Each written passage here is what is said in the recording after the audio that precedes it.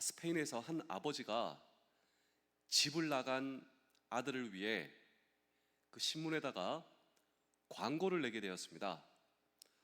파코야, 몬타나 호텔에서 몇 월 몇 시 이 정오에 기다리마. 이 파코는 스페인에서 가장 흔한 이름이라고 합니다.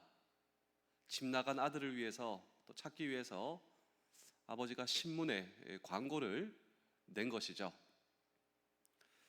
아버지가 그때 나갔습니다. 그 마드리드의 몬타나 호텔, 사람들이 가장 많이 오고 가는, 그런데 정말 놀랍게도 800명의 이 파코라고 하는 이름을 가진 그 아들들이 나를 포기하지 않고 나를 찾고자 나를 기다리시는 아버지를 만나러 거기에서 아버지를 기다렸습니다. 여러분, 이 이야기가 주는 중요한 메시지가 있다면 오늘 이 시대 우리는 은혜에 굶주려 있다라고 하는 것입니다. 여러분, 이 은혜가 무엇일까요? 은혜. 세상 어떤 종교에서도 찾아볼 수 없는 이 기독교만의 독특한 교리가 은혜다라고 하는 사실을 알고 계십니까? 은혜란 무엇인가? 성경적 은혜의 정의는 받을 자격 없는 자에게 주어지는 하나님의 사랑입니다. 제가 오늘 이 설교의 화두로 말씀드린 이 스페인의 아들을 찾고자 하는 이 아버지의 사랑, 그런데 여기에서 나오는 파코가 다른 누군가가 아니라 사실 오늘 저와 여러분들이다라고 하는 것입니다. 집 나간 아들, 그 아들을 찾고자 하는, 받을 자격 없는 자에게 주어지는 하나님의 사랑, 즉 은혜가 저와 여러분들에게 전달되었다라고 하는 것입니다. 왜 이것이 놀라운 이 성경에 하나님께서 우리에게 주시는 사랑인가? 이유가 있습니다. 세상은 은혜가 없습니다. 세상은 인과응보의 법칙이 여러분 전달되는 그곳이 세상이기 때문이죠. 세상의 법칙은 인과응보입니다. 근데 하나님은 어떤 하나님이신가? 인과응보의 하나님이 아니라 우리에게 은혜를 주시는 하나님. 그래서 에베소서 1장 3절의 말씀을 다 같이 한번 읽어보실까요?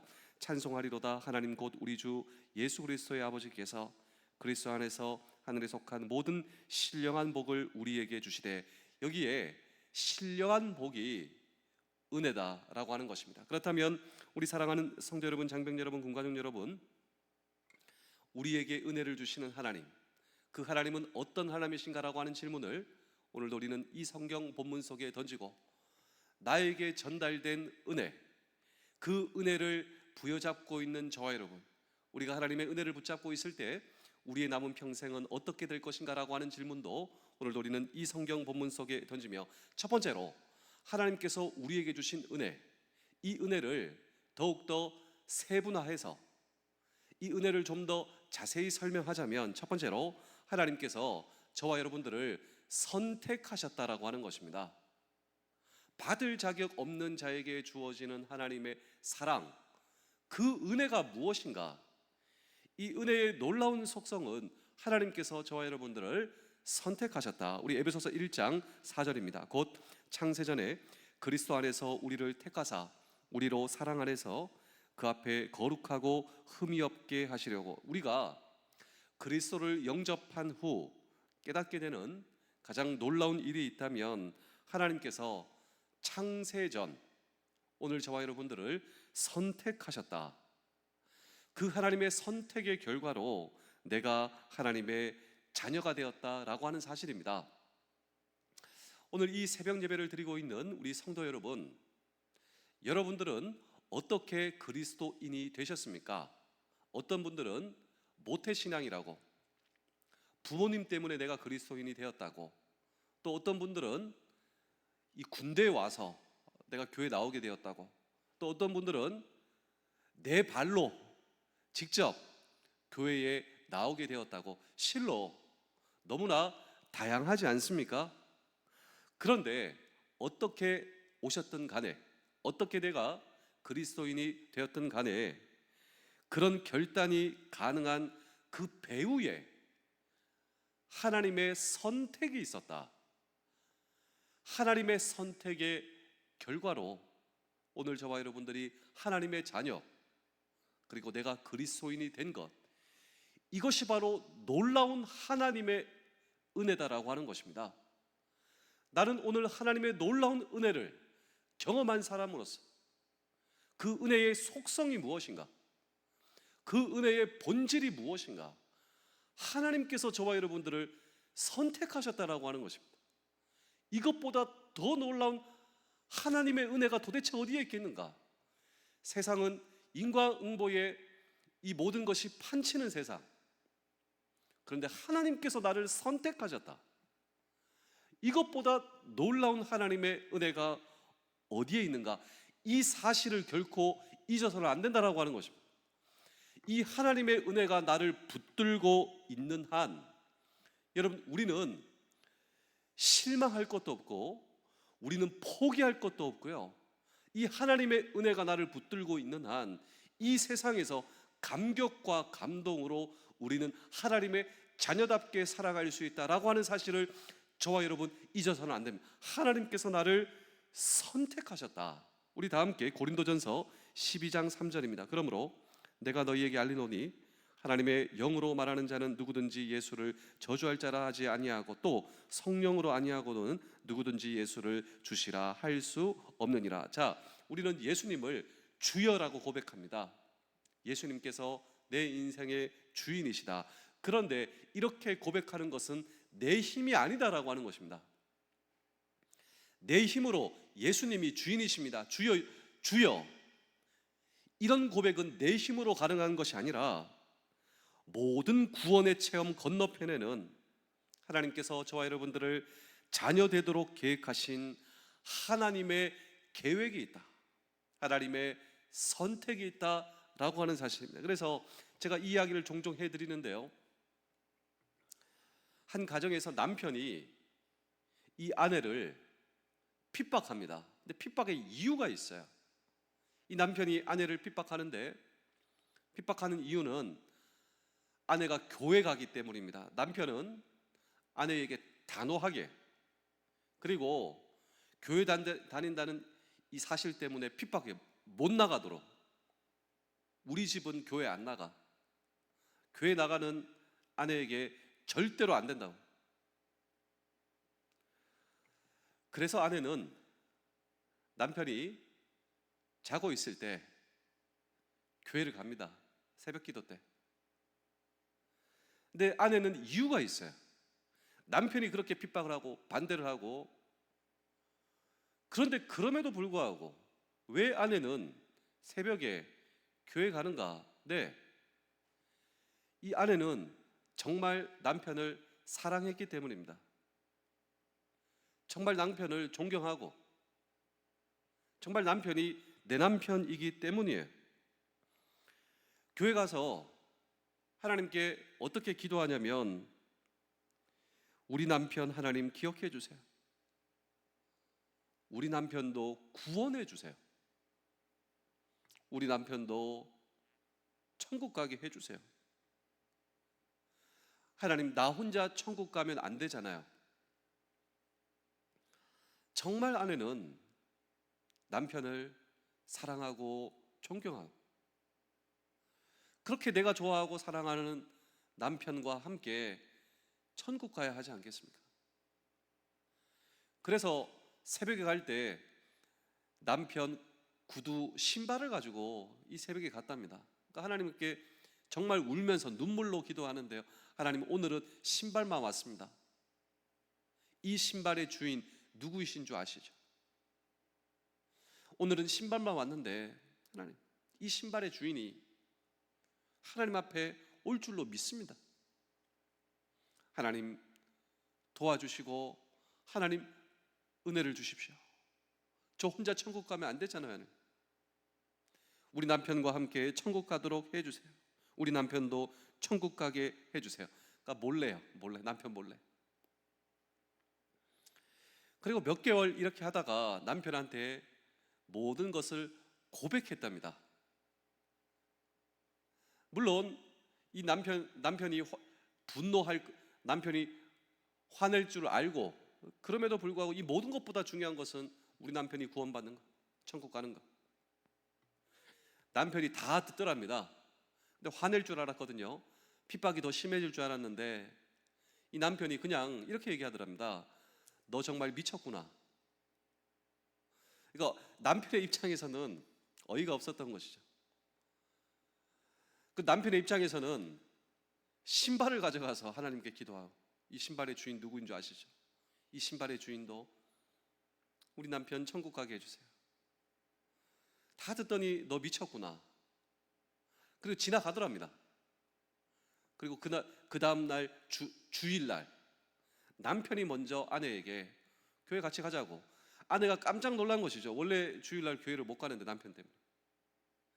근데 남편이 하는 말이, 네가 그렇게 기도하는데 내가 한번 나가줘야 되지 않겠냐.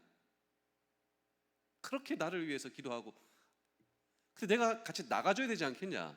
그날 남편과 아내와 함께 주일날 교회 예배를 드리는데요, 이 남편이 찬양을 부르고 익숙하지 않은 찬양, 익숙하지 않은 예배 순서에 적응해 가면서 눈치를 보면서 뭐 일어나라 앉아라, 뭘 같이 이렇게 하자 말자, 찬양을 부르고 목사님의 설교를 듣는데요, 마침 그날 목사님의 설교도 하나님의 은혜였습니다. 하나님은 어떠십니까? 하나님은 우리에게 은혜를 주시는 거예요.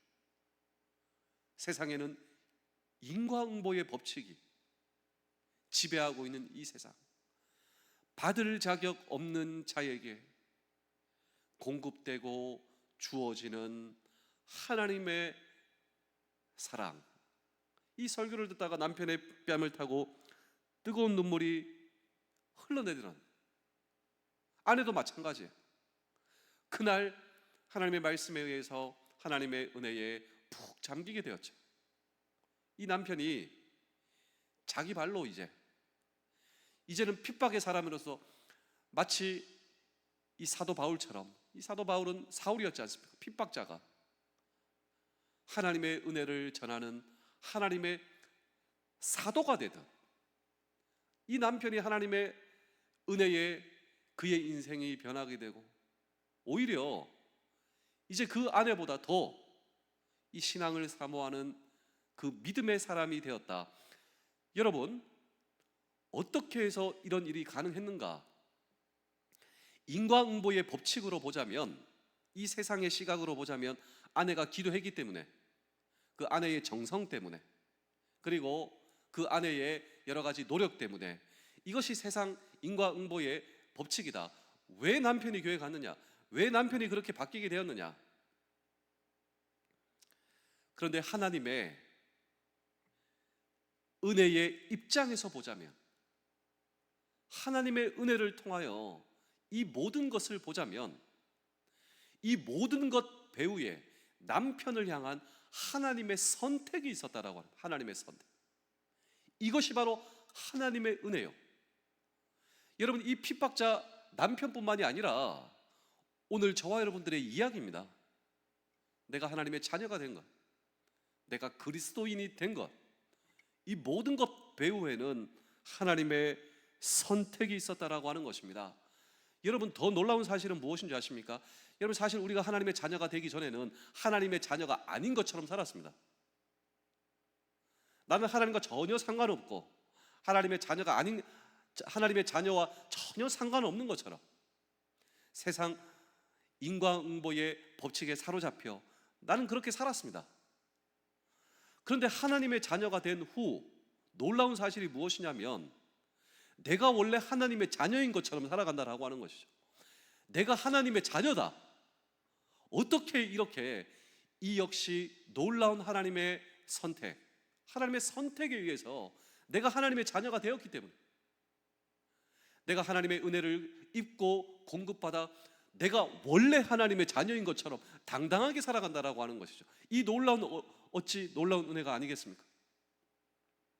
하나님의 은혜를 공급하다 내가 원래 하나님의 자녀인 것처럼 당당하게 살아가는 것, 도대체 무엇 때문인가? 이유가 무엇인가? 그 역시 하나님의 선택이다. 우리 에베소서 1장 6절의 말씀을 함께 읽겠습니다. 이는 그가 사랑하시는 자 안에서 우리에게 거저 주시는 바 그의 은혜의 영광을 찬송하게 하려는 것이라. 거저 주시는 은혜, 이 대목을 한번 주목해 보십시오. 이것은 내 노력과 상관이 없다라고 하는 것입니다. 여러분, 사실 우리 주변에 우리가 복음을 이렇게 전해 보고 전도하면 죄로부터 시작하지 않습니까? 우리가 죄인이다, 이것도 깨닫는 것도 은혜요. 그래서 하나님이 필요하다. 그런데 우리 주변에 이렇게 얘기하는 사람이 있습니다. 난 죄를 그렇게 지은 적이 없다고. 기독교에서는, 교회에서는 죄인 하는데 나 죄 지은 적 없다고. 이것을 다른 말로 표현하자면 무엇인 줄 아십니까? 내가 착한 일하고 양심대로 살았기 때문에 나 천국에 갈 수 있다, 구원받을 수 있다. 이것이 바로 인과응보의 법칙이에요.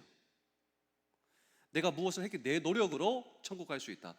그런데 세상 대부분의 사람들은 그렇게 생각하고 있습니다.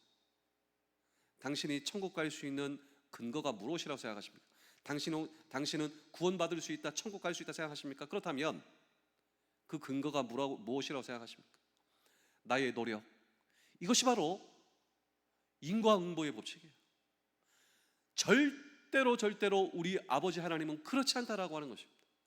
우리 아버지 하나님은 거저 주시는 은혜, 이 은혜를 일방적으로 받은 우리, 이유가 무엇인가? 왜 하나님께서 나를 선택하셨습니까? 왜 하나님께서 여러분을 선택하셨습니까? 이유가 무엇인가? 오늘 이 말씀에 나와 있잖아요.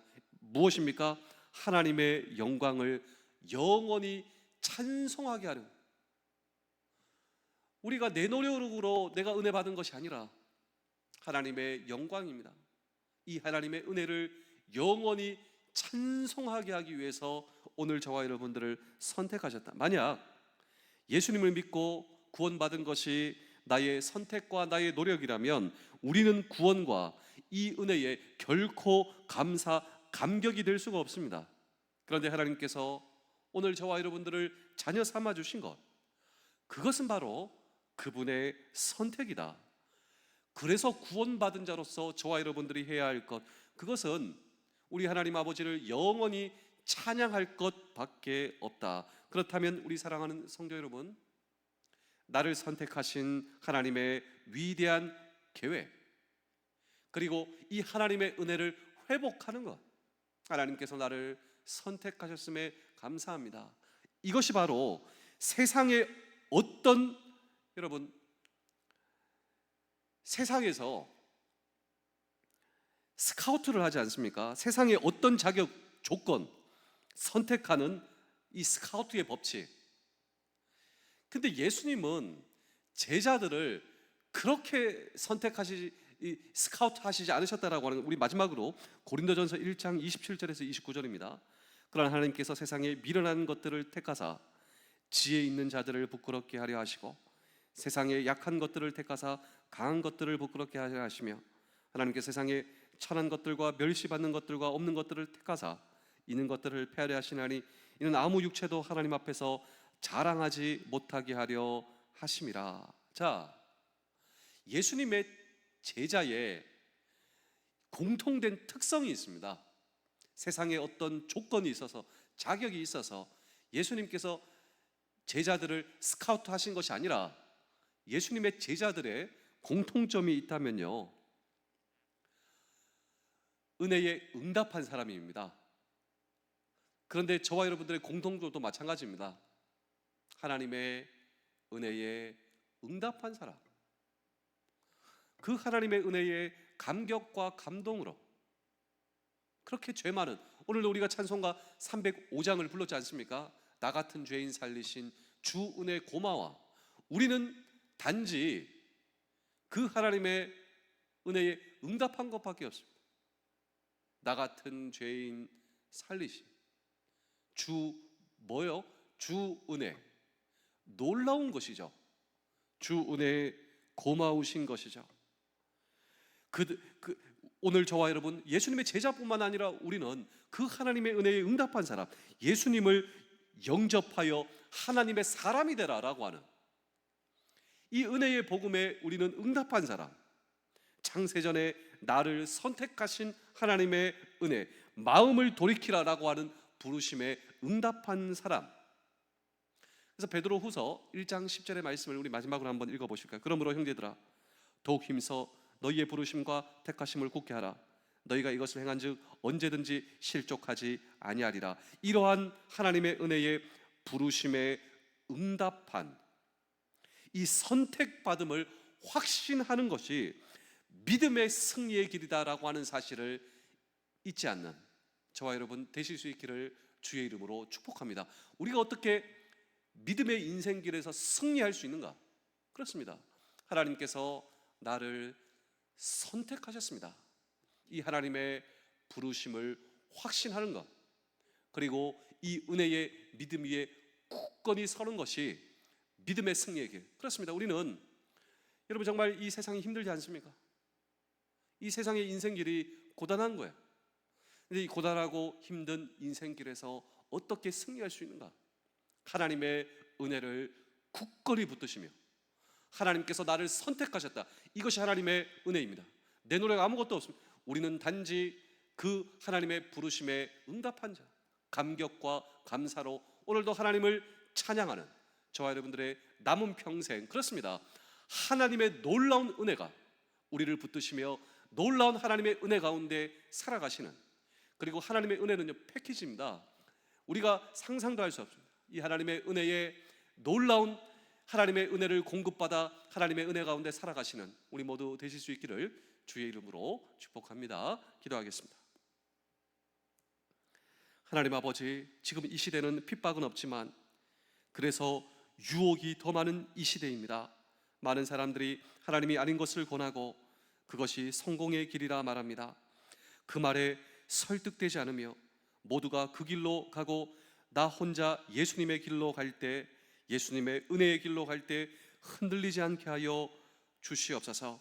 주님, 제가 주의 은혜에 붙들게 하시며 나의 손을 잡아 이끌어 주시며 남은 평생 하나님의 은혜, 주님의 은혜에 감사 감격하는 그 은혜의 복음 위에 승리할 수 있도록 주여 도와 주시옵소서. 그 은혜를 확신하오며 그 은혜에 감사드리오며 예수님의 이름으로 기도하옵나이다. 아멘.